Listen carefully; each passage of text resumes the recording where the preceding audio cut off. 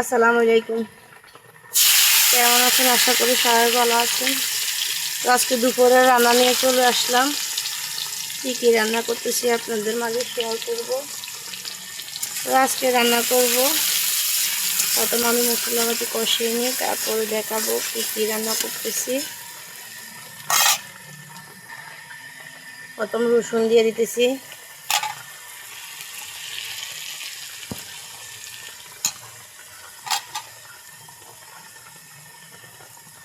এরপরে একটু জিরার গুঁড়ি দিয়ে দিতেছি,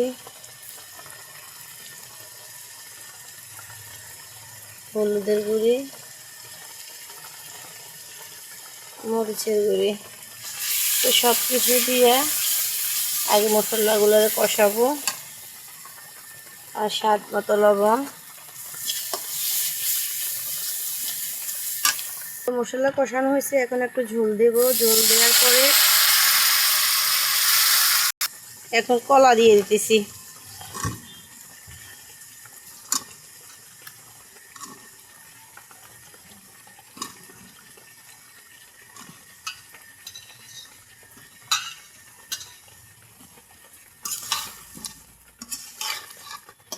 কলা দিয়ে আলু দিয়ে যে ইলিশ মাছ ভাজা, ইলিশ মাছ দিয়ে রান্না করব।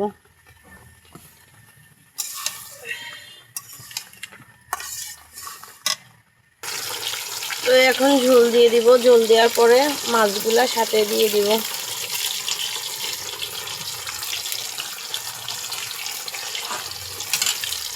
মাছগুলো দিয়ে দিতেছি।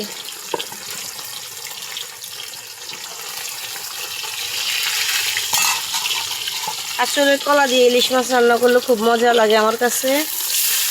যে কোনো সাগরের মাছ দিয়ে রান্না করলে ভালো লাগে। আপনাদের কাছে কেমন লাগে জানি না। তো কার কার ভালো লাগে অবশ্যই কমেন্টে জানাবেন।